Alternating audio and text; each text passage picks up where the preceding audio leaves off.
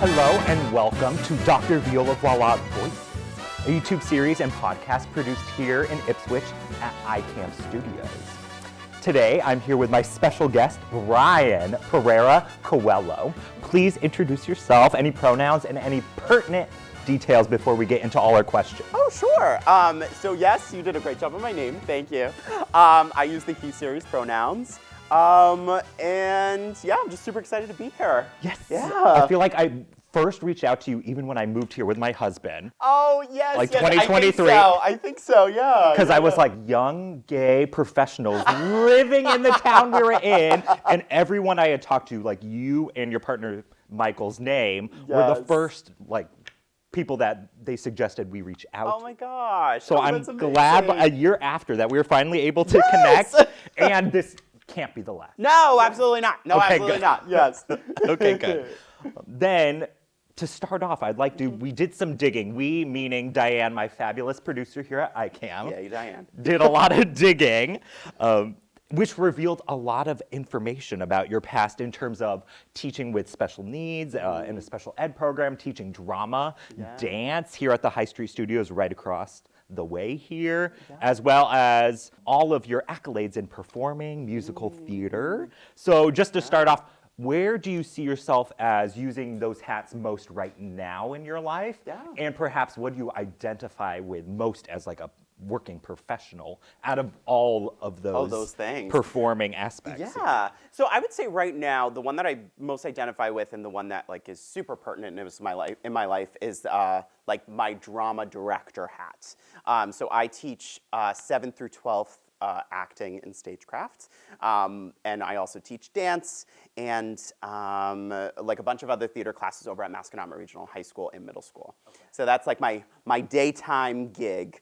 And then on the side, I'm also a professional actor in Boston. I do a lot of contracts in Boston and the New England area. And that's kind of what I do on the side. So those are my two things right now. So how did you end up here? In Ipswich. In North Shore, yeah, because I know you were working here at Ipswich, and you said you still do. Yes. Would you talk a little bit about that? But yeah, how did you end up here in North Shore? It's so funny because I'm actually from the South Coast. Like I'm more from Rhode Island. Oh, okay. And a place South Coast, I was thinking like Florida. Oh yeah, no. I'm from the West Coast. When someone says South Coast, I'm like, where is that? Oh, you're like, where? I know. I really should say like I still lived in Massachusetts. But so I actually met my partner Michael. We're from towns 20 minutes from each other, down on the South Coast. But he moved up here, and then we started to get to know each other after he moved up here. Did you know each other? No. Growing up? Okay. No. So we like grew up so close to each other. We know all of the same people, but we never met, which was really weird. So we met doing a musical down on the South Coast, and then he got this job up here, and then we started to fall in love, and then I moved up here with him. Yeah. Are you engaged? We just got married. Oh, congratulations. Yeah, That's why I thank thought I saw the cute you. photos. Oh, I know, we just posted them. We got married like a year ago. Okay. Actually, no. So we got married in 2023, but then had that was a ceremony, and then we had kind of a get-together, a reception this past summer. Oh, my husband and I did the exact same thing. It's perfect. Yes. It's perfect, yeah.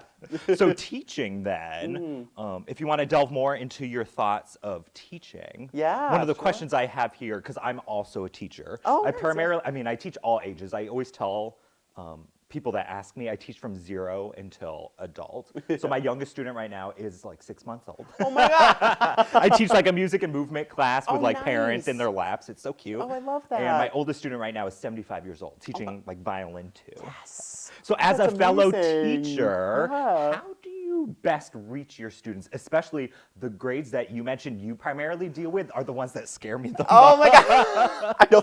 Because I feel like they're constantly either judging me or I just don't know the lingo, even though we're not that much older. Exactly. At least that's what I tell myself. Oh, it's so funny. Well, honestly, my thing is like self-deprecation always. I'm like, we're all crazy and I'm terrible and I'm making you feel weird. So that's already going to make you feel good. But I do think like from the middle school grades, it's always hard because it's like it's a progression, right? So like when they first enter middle school, they're not really socially aware, but then they start to get socially aware. And that's when like the breakdown or the disconnect happens. So in my theater classes, we always start with like improv games or something that makes everybody look silly. And I like go around the room and I like scream and get super zany on them. So they're like, who is this weird guy? Which makes them feel comfortable doing all of that. I love that. What's your favorite game so I could like Oh put my my gosh. students under? So I will say Zip Zap Zop is always a good one. It's like Zip Zap Zop. Because then they always hear the directions of the game and they're like, really, Mr. P? And then we start playing it and they're like super competitive and they want to get So it how do you done. play? Zip zap zop? Yeah, so literally you're in a circle with your whole students and you clap together and the series is zip, zap, zop and you have to go as fast as you can. So like if I went to you and I said zip, you'd have to come back to me, zap, zop, and then it would keeps just going. Zip zap zop. Yeah, all the and way. it's all random. So you choose whoever you If want. you in the mess up, are circle. you eliminated? How Yeah, does that you work? have to sit down. Oh, I feel like kids love that. Yes, Yeah. and they always want a winner. So that I always start with like games like that, and then we start getting into like character development, doing little shows and scenes that help. High school, in my experience, is just a little easier because they're elected. They're electing to be there. Yeah, they want to be there. Exactly. So are your productions mixed grades then for productions? or- No. So I primarily just do productions at the high school. Okay. Yeah. So that's always fun, and it's great because I feel like at Masco at least, it's all students that like don't want to go into theater, or they've just found it, or they're just trying to have fun. And through all of that work of like character development and doing all of these like intense shows and funny shows and character development, they're starting to like access different parts of themselves that they wouldn't normally access otherwise. So I really love doing that. That's where I love seeing high school. Not necessarily like the kids that want to go into it. Obviously, that's great because you get to give them a lot of experience. But I like to work with students that like don't even want to do this for the rest of their life because they're like, this is such a cool thing. And sometimes those students are even more willing and more accepting to the craft than somebody that's like going into it, which is also great. But So do you have any tips then for students like drawing them out of their shell? Yeah. Or how to better get into a character? Yeah. Because like as a drag artist myself, who's not trained in musical theater at all, just Yeah. like classical music, I always find it interesting. Like I feel like I end up taking over a persona per se. Like let's say I'm doing a Britney number. Like I Yeah. try to embody Britney. Yeah. And that's what my classical teachers, not as like musical theater teachers growing Yeah. up, they would say, oh, your solo's coming up on the viola. Why don't you pretend you're Beyonce? And how would Beyonce play that I on the love viola? So do you have any tricks for like bringing students out of their shell or like how to properly or really delve into their character? Yeah. So I will say I'll use high school as an example. I feel like what I usually do for high school. So like if we're doing a play, we always will start. If I'm doing a scene, I will have them like look at each other and just focus on the dialogue first. And then that usually already makes them feel comfortable with the other person. Because in high school, I feel like it's the embarrassment or the uncomfortable situation is working with other people. So we're kind of just like, you're gonna do it either way. So we just focus on those two people. Then it starts to grow to like the performance and what the audience is going to see. Usually that helps. Sometimes it's as easy as like, let's stop what we're doing. Everybody feels uncomfortable. I'm gonna put some music on and we're just gonna dance and have a good time. And that's usually great, weirdly enough, when we're doing like a competition piece that's a little more emotionally challenging. I'll always open up our rehearsal and I'll put like music on, and as the kids are coming in, I have it full blast, and it's like Beyonce or something like that, and we just put it on, and that usually helps. For middle school, it's really just like being zany and crazy and showing them that that's okay to be crazy and getting them out of their shell and not giving up. I feel like sometimes I see people that are like, oh, you're not doing it? Okay, I'm gonna move on to the next. It's like, no, stay with that one kid because they really do wanna feel like they wanna be participatory, but sometimes if you kind of just like let them go, it's not always the best. Sometimes that works, but that's kind of how I do it, and I've always seen success with that. So. Yeah, because at least, especially with like classical music, there's always something about like how far can someone go in the character, and I feel like with that age, it's hard to get them to know how far they could truly go. Yeah, exactly. So like exactly. giving them permission to say that you can be as zany and crazy. Yeah, exactly. And then are you the one for who's sure. modeling that, or? So in middle school, yes, Okay, yeah, always, yeah. always.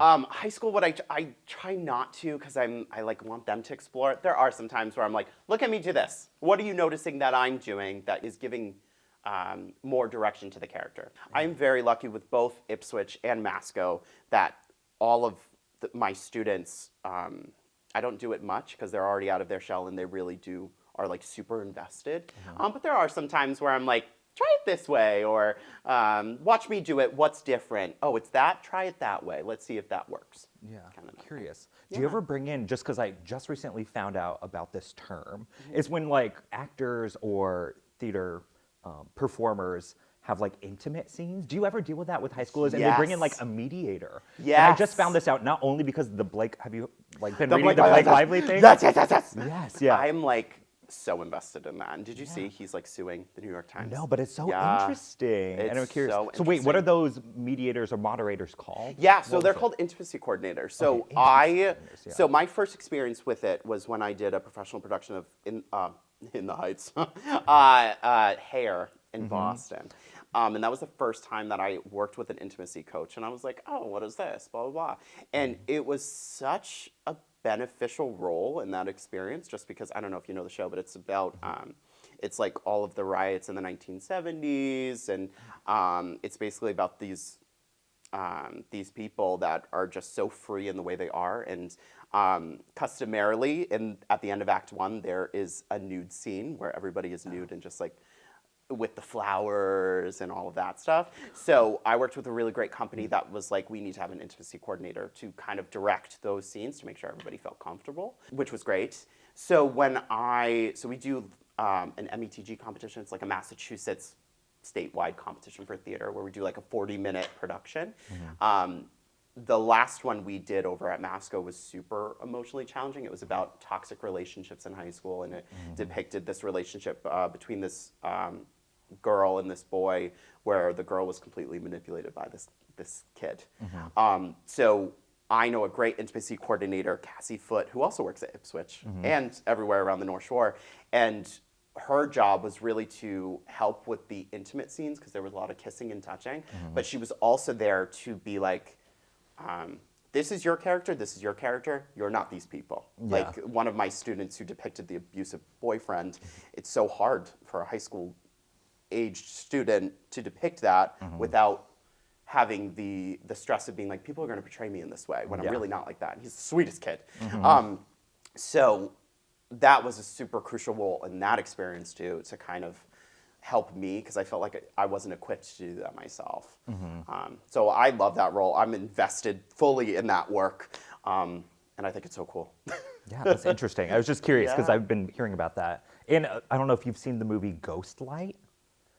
I've heard of it. It's I've about heard the of it. production of Romeo and Juliet, but they also had a coordinator, and it just made me think of that. Yeah, And one it's of- so cool, that's and it also approaches it in a way of like it's blocking. So it's like you're gonna move your hand here, you're gonna kiss for like 2 seconds, then you're gonna lift away, and it just makes everybody feel comfortable rather than just like going into those intimate scenes where somebody might be like, ooh, I don't know. But it makes sense because then it's planned. Exactly, Yeah. it's planned. And it's also like, too, like you might be comfortable doing a kissing scene today, but you might not tomorrow. So let's talk about like boundaries and checking in at the beginning of rehearsal to make sure you're both good, or maybe you're not, and maybe we try something a little different. Yeah. So I love it, yeah. I think it's super crucial, yeah. And then to change it a little bit, but in terms of types of productions, because I'm not a theater person. That's okay. So like in terms of musical theater versus just traditional theater. Yeah.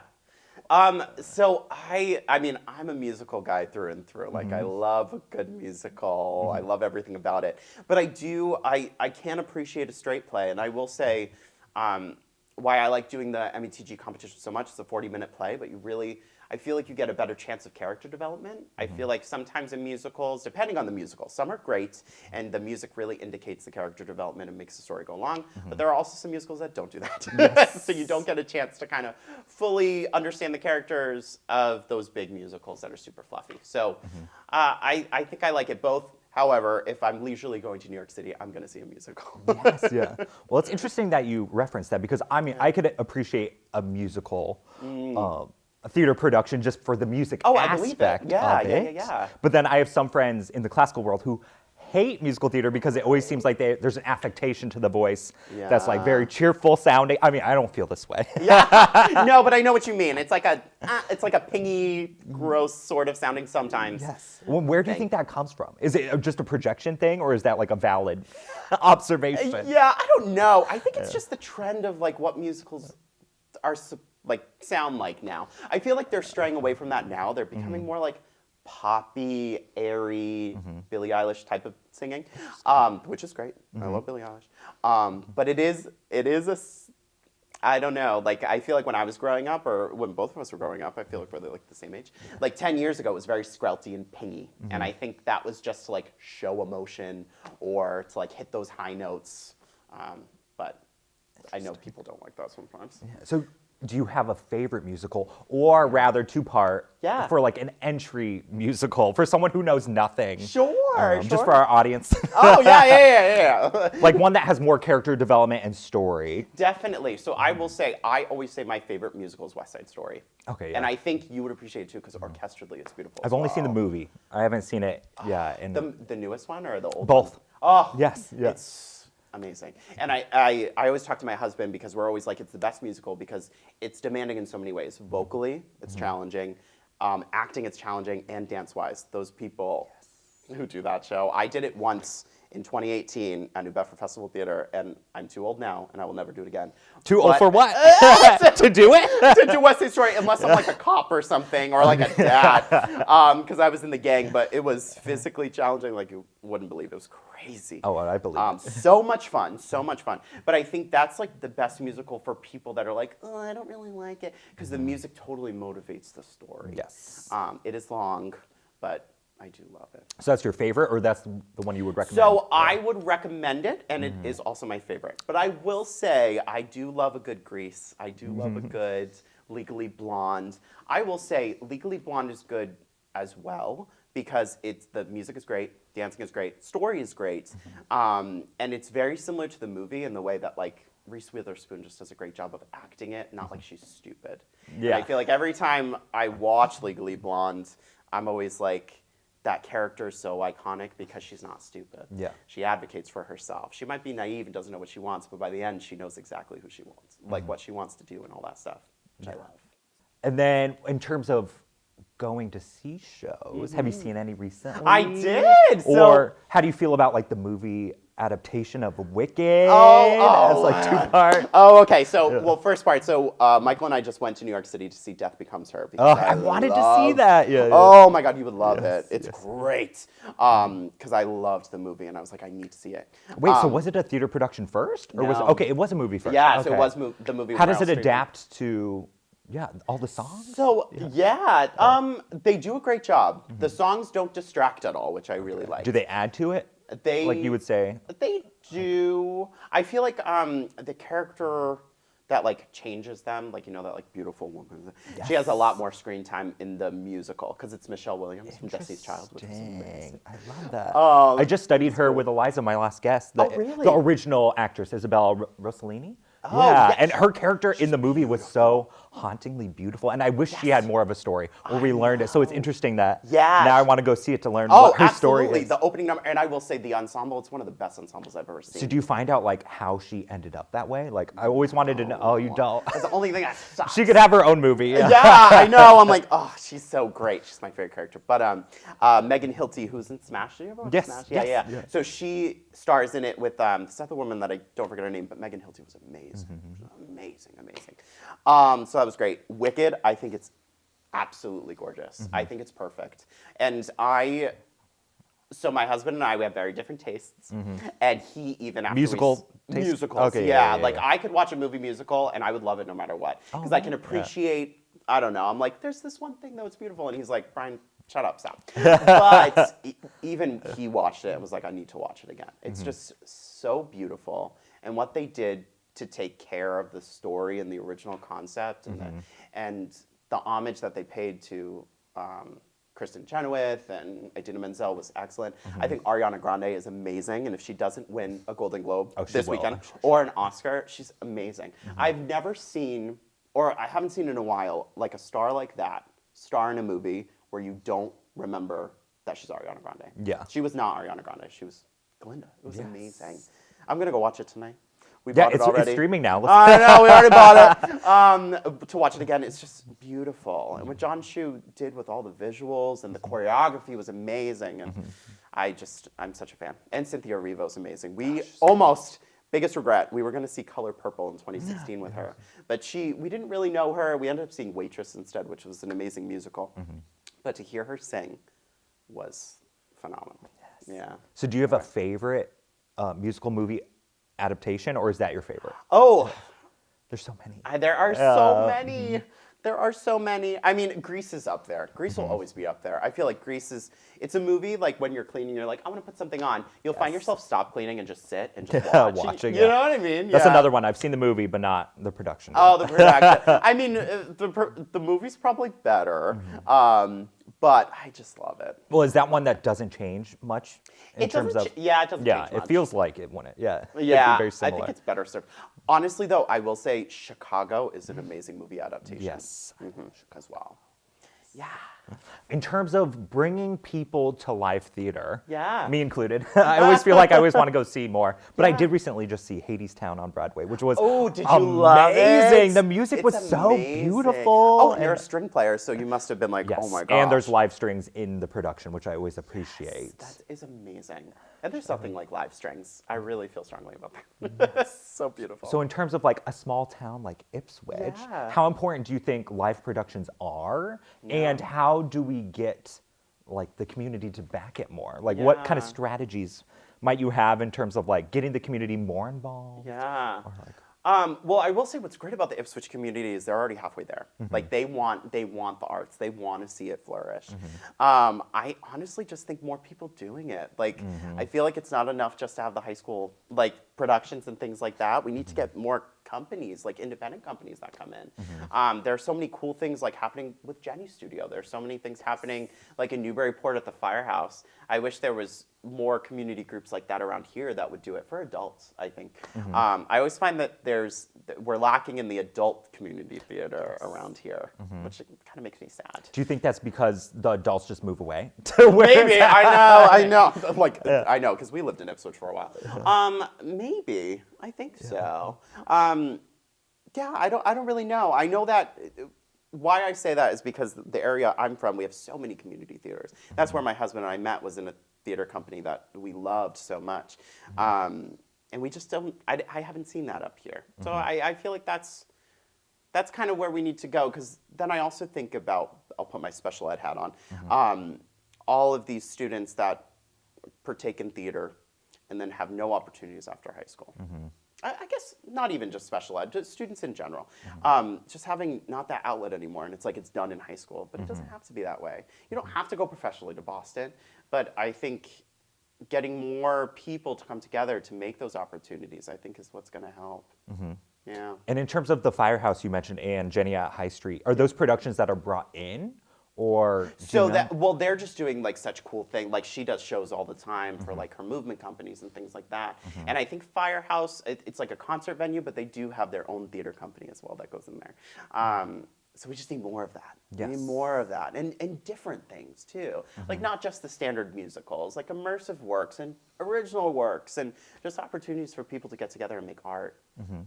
But I do think if any community is equipped for that, it's Ipswich. Yes. Yeah.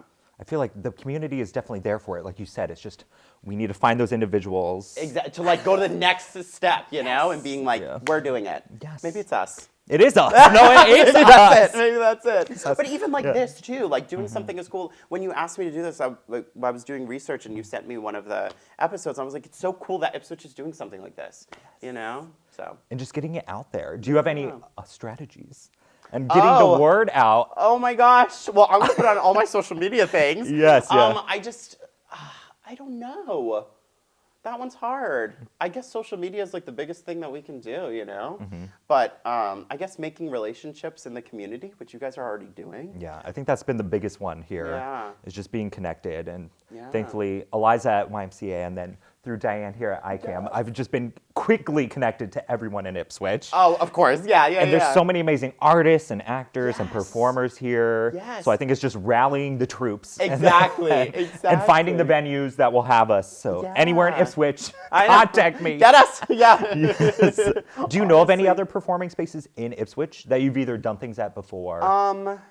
No, really. I mean, I think like the churches. They do Yes, I've sometimes. recently went down to Ascension Hall. Yes. And I hope to have an open stage soon. Yeah. Just like a free community event where like artists and performers could come together. Definitely. And then I'll have to get your contacts Oh, for, please. because I would love to put on like a a show or even create a show myself. Like Yes. even just Why start small, not? yeah. Why not? And build. I think Yeah. it's amazing. Well, and I also think too, like, I mean, not now in the winter, but in the summertime, like downtown Ipswich, like right behind Zoomies, like the boardwalk, that's a perfect place for everything to happen too. Oh, that's a Yeah. good idea. Yeah. Or just all the Pride events coming up. I I've been know. reached out to by North Shore Oh, and South good. Hamilton Pride, so I'll be performing in that. Oh, But I want to nice. get more people involved. Yes, Yeah. absolutely. So we haven't really talked about dance. So is dance yeah. more of an outlet that you've explored because of musical theater? I think so. Or- So when I was in college, I really wanted to double major, which I didn't. But dance was a huge part, and I feel like professionally, like choreography and acting wise, I feel like dance has given me the upper hand in all of those things. So it was For just auditions? like Or for for- auditions, Okay, like for me interesting. performing wise, I feel like my dance experience kind of was paramount, I guess. But then teaching wise and like making a profession out of it, dance was the first thing that came to me. So I started choreographing in 2012, like right out of or I was still in college, and then I kept doing it. And then when I started to get into the public school, that was the thing that started to arise. I feel like public schools, especially on the North Shore now, they're taking into account that not all students, like dance is super crucial to the curriculum. Because not everybody wants to do gym or yoga or things like that. And I feel like school systems are finally being like, oh yeah, we should add this element. So, I mean, Ipswich public schools are great because they added that right away. And where I am at Masco too, it was a big thing for them to be like, we need to have alternate forms of physical education. So that's kind of how I got my foot in the door. And then I feel like I appreciate dance so much. Like growing up with so many dancers and going to college with all dance majors and seeing the hardship and what beautiful like shows they would put on and how movement in your body is just so beautiful and can be amazing. And it can give you an emotional response that acting can't always.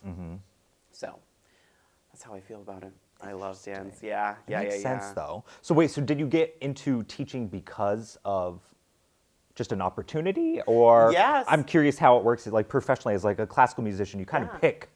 Like people are looked down upon. Like you go into teaching because you didn't land the symphony Exactly, job. I'm sure yeah. you hear from Michael all the time too, your partner. Yeah. Oh yes, yeah, yeah. I know, and that's such a stigma too. That was like, if you can't do, teach. And I feel like I always wanted to teach, but it just so happened that I got my first opportunity choreographing a show, and then I choreographed another show, and then another show, and then I built myself as a choreographer first, and then I was like, you know what? I really want to get better at dance and teaching dance. So then I got an opportunity over here across the street, and I feel like it just bloomed into like what I do now. If anything, I get hired more as like a choreographer than I do director.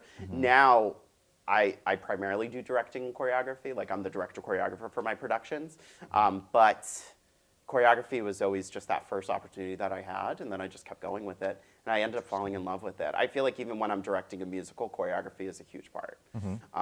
Because it just drives. And even when I'm blocking a music or a regular show or a straight play, I'm always thinking about the movement. Just Blocking in terms of like planning it out. Or yeah, can you like say planning more? it out, or like even so how a show moves. So it's like if we have like scene 1 and scene 2, how do we transition those two together? And that's what blocking means. Yeah. For the term. Okay. Exactly, exactly. And just knowing, like, a lot of that is choreography.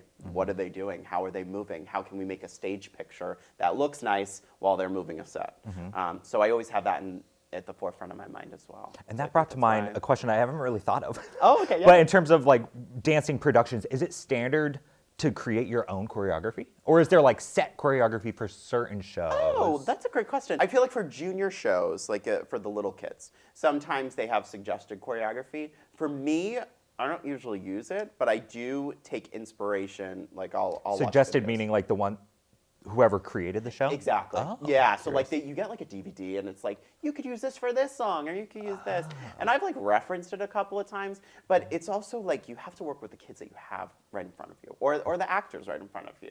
So it's like that's great, but what if they can't do that? Or what if they can handle something more? I will say it's hard to do that with iconic shows like A Chorus Line, where the choreography is so at the forefront, where you kind of have to be like, okay, you have to take inspiration from the original because that's what people want to see. But for the most part, I do everything original. I kind of listen to the music. What is my body telling me what to do, and what body movements are going to further the story or the meaning of the music. So I kind of like that. I don't usually like to like go off of a script or like preset choreography, just because, like I said, you never know what the kids you're working with, and I just feel stifled that way. Yeah, there's so much more opportunity sometimes. Yeah.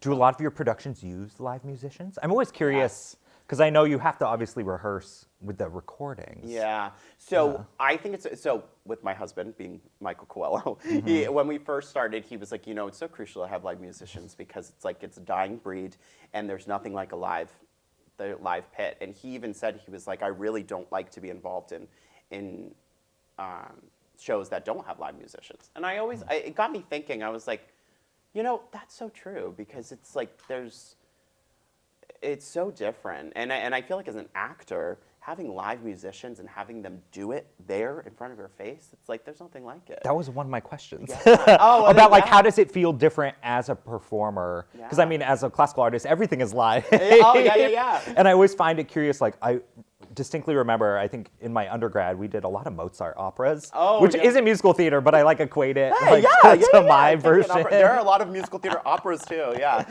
And you could tell that the performers on stage, like the singers and the actors, essentially, they get used to the recording, like the timing, and then they're like thrown off as soon as the live musicians come. And some of them, like the younger, because we're in school, like you could tell that, I don't know, that you're used to just working in that limited set. But I could see maybe as with live music, like you feel like there's a more sense of improv to a live music, or I don't know. How do you think it's different? I think, so as a director, I love it because I can dictate to the conductor, we need to take this faster, we need to do this, we need to do that. And then for like your personal taste, or for personal taste. Yeah. But I do also like, I think it teaches students that, like, if you want to do this in the real world, this is what happens. And you have to work with people, and there's nothing like the work between actors and musicians, because they go together. And then I, as an actor, love a live pit.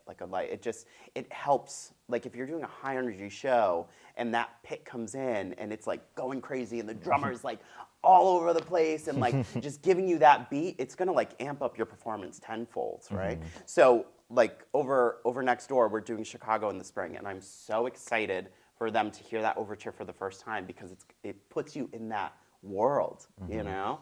And I feel like live musicians help you do that. And it also helps the audience too. You know? That's second fold of the question. Like as an audience member then, what is the value, or what do you see as the value of live productions rather than simply watching things at home? Yes. And how do you get the audiences to get into the live theater? Yeah. I know it's hard. I will say what I always appreciated about like movie musicals, and I think that's why, going back to our conversation of like why I love them so much, it gives an opportunity to people that don't have access to live theater to see something and feel those feelings like you would live.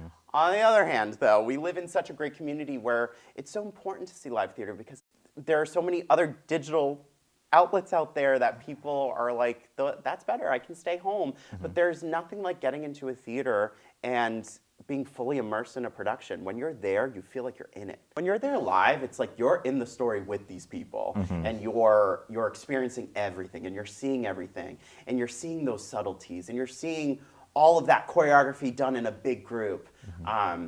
And I feel like there's just nothing like it. It adds so much more to the audience experience to see it live. And that goes for not just theater as well, that goes for music.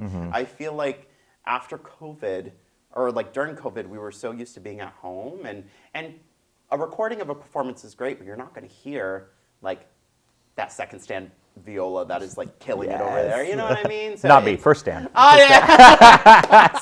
But you know what I mean? Or like the drummer in the back, like you're not going to be able to hear them over the big orchestra. And I feel like when you see it live, you get to hear everything, and you're engulfed. It makes you feel a part of it. The audience is a part of it, actually. So So, yeah. Yeah, and the interaction afterwards too. Oh, absolutely. I was blown away. Even like the past few Broadway shows I've seen, the actors or the singers come out afterwards and they like talk to the audience. Yes, It was isn't that like, amazing? Well, especially too if it's like famous people too. You're like, Yes. whoa, you're talking to me. I remember I saw Cabaret and Emma Stone was in it, and I waited out of the stage door during the winter with my two friends. They hated me, but for like 2 hours to meet her, and she went to every single person and met them and was so gracious and so kind. And we were like, we love the show, and she's like, thank you so much. And it's like, where are you gonna do like? Where are you ever going to do that? No, Where are you ever going to yes. see that? yes, you'll meet some famous people. Go to live theater. Yeah. I know, exactly. Go to live theater. You'll see so many famous people. And honestly, doing drag too, I feel like maybe because of Wicked, I've seen so many drag Wicked numbers. Oh, it's so and I love it. And audiences funny. eat it up because it's like visual element, but then also production. And Oh my God, it's amazing. could you see any other numbers from other musicals being drag? Oh, I'm sure I have. Yeah. What ones would you want to see? Oh my I'm gosh. taking notes. Yeah. Let's see. Just like single It's up numbers you could there. take out of. Yeah, take out of. Mama, I'm a big girl now from Hairspray. Ooh, okay. Yeah, Okay, write that I'm writing it down. yeah. Yeah, no, well, it's so cool. Well, it's so cool about drag too. Now that you're talking about it, what a great art form too of like self-expression, and also like taking music that you wouldn't think of and putting a spin on it. You know what I mean? Like I feel like when I've gone to drag shows and you hear like Britney Spears, and then there's like it's mashed up with like a scene from a movie. Yes. It's like you wouldn't think that, and then you're like, oh my God, it's so cool. Yes. Yeah, it's masterful. Yeah, those are the kind of numbers I like. Yeah. And traditionally, are there musicals the roles are reversed? If so, which ones? Because Oh. I know Hairspray is one. Isn't Yeah, it? Hairspray is one. What's another one? Matilda, Miss Trunchbull. Yeah, Oh, it's usually okay, gender bend. But what's also so cool about theater right now is like it's totally gender neutral. Yeah. Like I feel like there's so many productions now that are like it doesn't matter if you play the part, that's how you're going to do it, and it adds a different color to like already existing pieces that you already have a preconceived notion about, which I think is so cool. So when you're auditioning you still have to audition for a set character though, don't you? Or have you ever had someone refer like, oh, you should come back and audition for this character next time? Yeah. Or- Not in my experience, but I will say for the kids, or I hate to say kids, students, I do that a lot. Like if somebody comes in and they're like, I really want to play, like if it's somebody that identifies as female and they want to come in for a male role, I'm like, let's do it. Let's give you a call back. And sometimes there have been cases where I've changed whole shows to accommodate that one person. Our first show that I did at Masco for Fest was called Woman in Wallace. It revolved around a boy who lost his mom at a really young age, and it affected his relationships with women throughout his life. And it goes like from kindergarten all the way to like college. And I had a few male students that auditioned, but I had this one female that she was like, I really want to audition for this part. And I was like, sure, whatever. And she was absolutely amazing, and she got the part.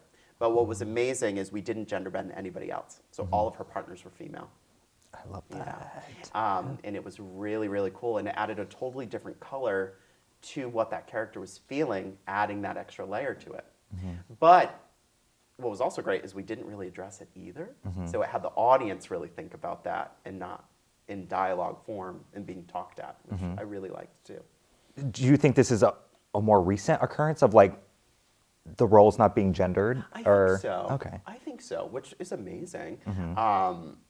Yeah, and I think it's more current now. Like rather than doing original works where like the genders are different, doing classics where the genders are different, and it puts a totally different color. Yeah. Do you find in musical theater productions in general, is there a move to like newer shows? Or like, at least in the classical world, like you're expected to program like a few of the greats and then you stick like the new thing in the middle? Yeah. Is it similar in theater or not? I will say, I mean, so not many people are doing original works. I will say, equivalent to that, a lot of movies are becoming musicals. Yeah. Like Death Becomes Why do you Her. think that's happening? I think it's to get people to the theater. Yeah, I just to think get them to after come. COVID, I think it was a huge loss for them. And I think producers are afraid, unless you have like a big name in this original work, it's really hard to sell it, which is a shame. But I feel like when you get to that commercial theater, it's like, stick with the, like producers are like, stick with the movies because that's going to get people there. Like Death Becomes Her. If you saw the movie, you're going to want to see the musical. And I hope it works both ways. Like it'll get people more into the shows. So that's what I'm Yeah. hoping with Wicked too. Like people are like, let's go see the live because Wicked. Have you ever seen Wicked live? Yeah, I've seen it both. Oh, That's one of the only ones I've seen both. Yeah, and it's beautiful Yes, and yeah. amazing. And I'm hoping that, like you said, it goes both ways. Like people want to go see the live theater now to see the difference. And then maybe to wrap things yeah, up, yeah, do you have any fun, exciting shows happening now or in the near now? future that we could support you? Sure, Yeah. sure. So I'm really like working with my school company right now. We're about to start production on our competition piece for the METG. It is How do we called- come see it? Yeah. Oh, Where okay. can we So- find it? Yes. So it's Masconomet Regional High School. It's on March 8th. We have an Instagram. Nice. What's the Instagram? Please. Oh my God, they're gonna kill me. Well, we could add it in Masconomet Theater. post. Add it later. Masconomet Theater. And we're doing a show called Circus Fire. Across the way, we're doing a production of Chicago in the spring, May 2nd. We have an Instagram for that. And I'm just in the middle of auditioning right now professionally to see for summer work and for fall of 2025 work. So we'll For see. yourself personally For or for myself. teaching? Okay, Yeah, yeah. I was curious because myself. like I always see like summer theater is such a big thing. It is. Yeah. Well, and you have so many good ones like North Shore Music Theater's right down the road, you know? So you plan on auditioning there? I am. I know. We'll see. Well, I wish you all the Oh, best, thank and it's been such a you. pleasure talking with It's you. been a pleasure to talk to you as well. Yes, and I hope to see you around soon around town Ipswich, where more theater and musical happenings will be occurring. Yes. Thank you for joining Dr. Viola Voilà Voices. Tune in next time, where I will be meeting with a local comedian and performer. We can add that post.